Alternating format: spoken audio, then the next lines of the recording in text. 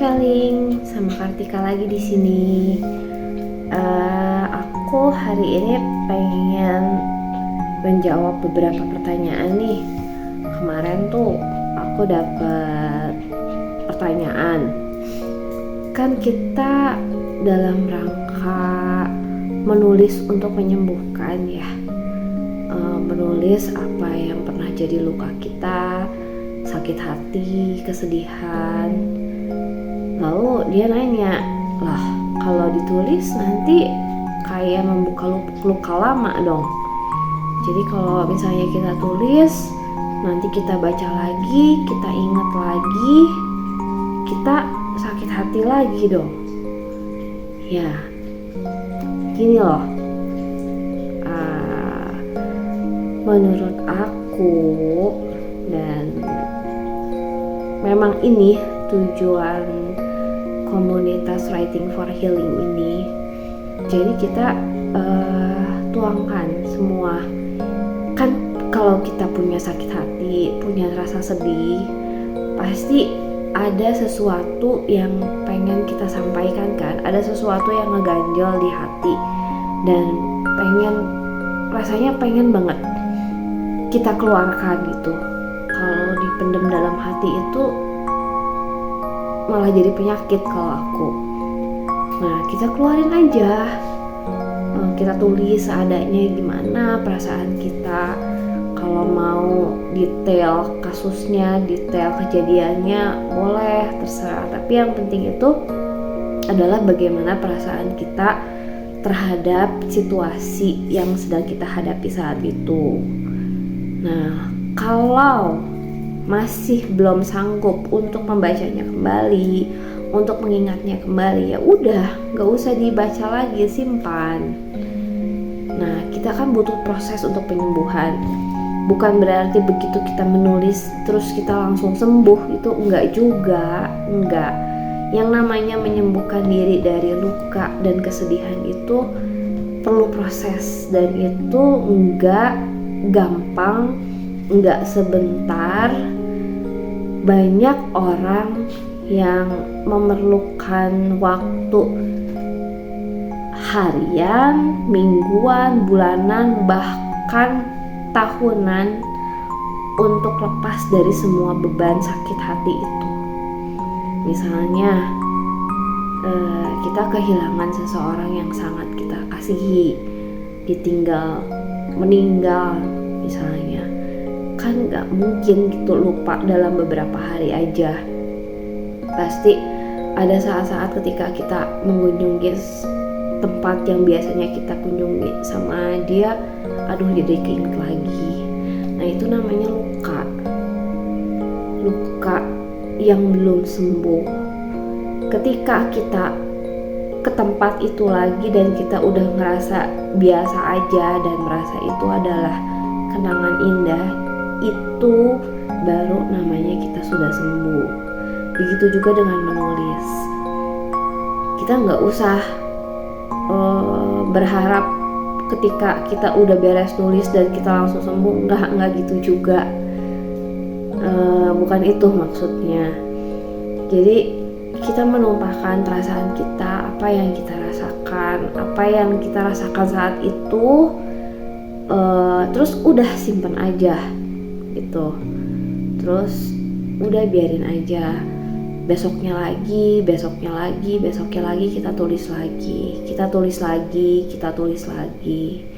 Aku yakin dalam setiap tulisan perharinya pasti ada perubahan. Dan suatu waktu nanti ketika kita membaca kembali dan kita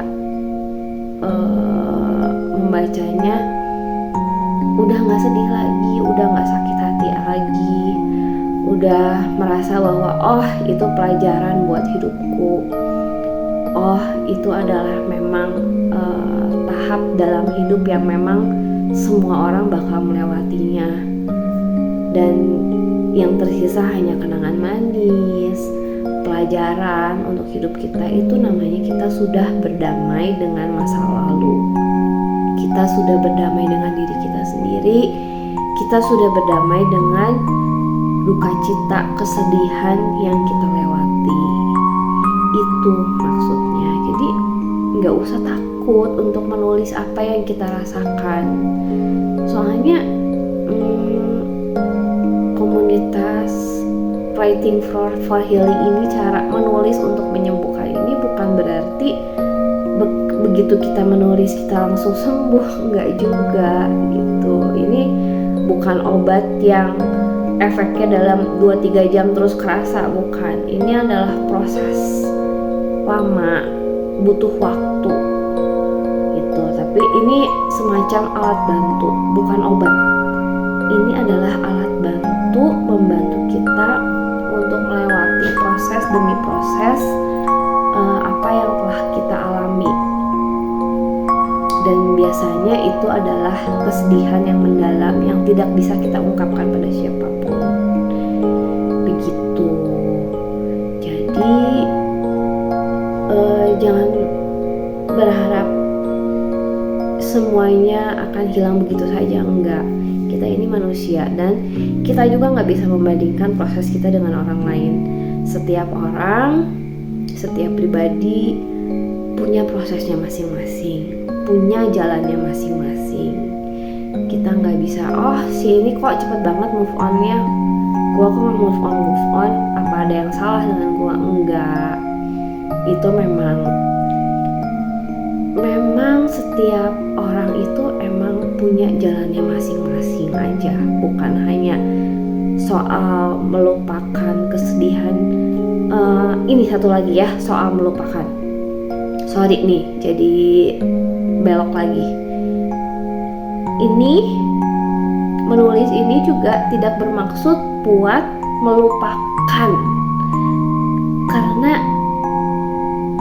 jangan dilupakan gitu. Ini adalah sebuah pelajaran. Misalnya kamu pernah disakiti nih, kamu pernah sakit hati sama orang lain, dan itu benar-benar menghancurkan hati kamu, menghancurkan hidup kamu. Itu gak boleh dilupain loh. Jadikan itu suatu pelajaran, diingat, supaya suatu waktu kalau ada situasi yang menyerupai kejadian yang di masa lalu itu, kita udah bisa siap-siap nih. Badan kita udah ada alarmnya. Oh, red flag nih. Kita harus gimana ya? Kita harus siap-siap, harus jaga-jaga, harus menyikapi berbeda dengan apa yang telah kita lakukan di masa lalu. Paham nggak? Jadi misalnya nih ada cowok nih, bukan cewek ya, berarti lawannya cowok nih udah kelihatan gelagatnya tukang main perempuan nih. Nah, kalau kita menemukan ciri-ciri seperti itu lagi, kita udah ngeh, ini red flag nih, ini mirip nih sama yang kemarin-kemarin. Itu jadi perisai buat kita, itu adalah alat perlindungan buat kita, supaya tidak terjadi kesalahan yang sama, supaya apa yang kita alami di masa lalu tidak berulang.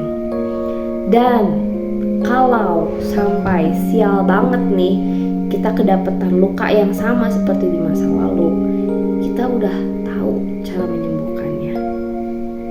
Kita udah tahu, yang kayak gini berarti aku harus begini supaya aku bisa move on, bisa berdamai lagi, bisa damai lagi dengan diri sendiri, nggak terpuruk lagi sama yang namanya sakit hati, karena itu nggak worth it.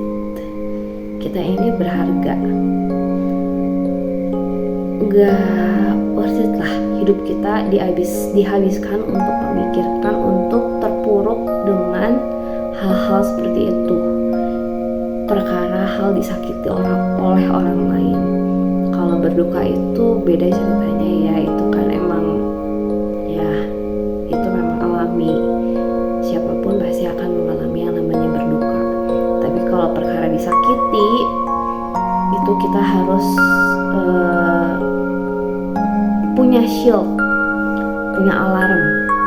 Jadi bukan untuk dilupakan, tapi untuk berdamai, untuk supaya kita tidak menyalahkan diri sendiri. Oh, gara-gara gue gini nih makanya kejadian seperti ini.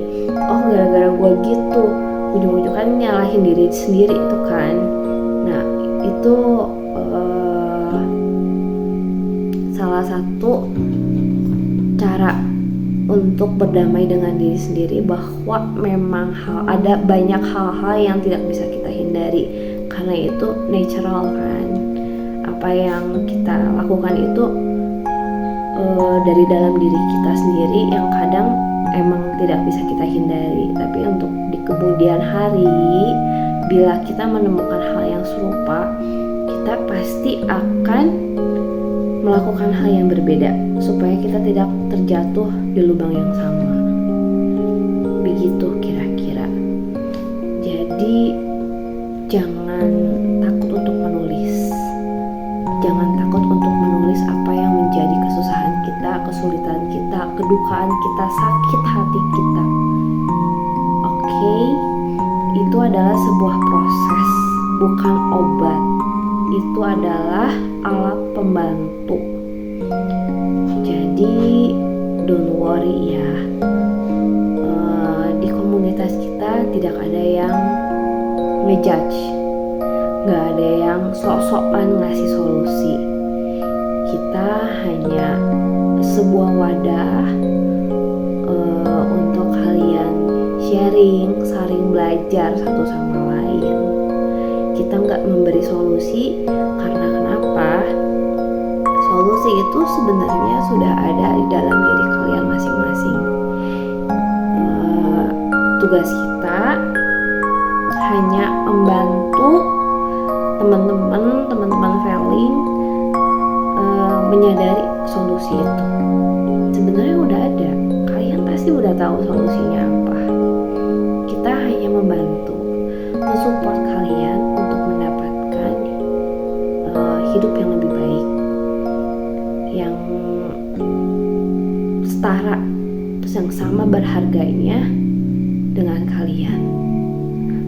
Ya, jadi jangan takut untuk menulis. Yuk kita beresin masalah kita bareng-bareng dengan cara kita masing-masing, dengan situasi kita masing-masing. Kita nggak akan menyamakan satu dengan yang lainnya, karena semua punya problem yang berbeda, nggak bisa disamain. Oke?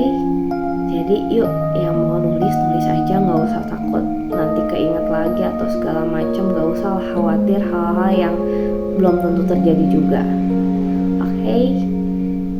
Ditunggu ya. Kita tunggu di komunitas kita. Yuk kita sembuh bareng-bareng. Oke? See ya.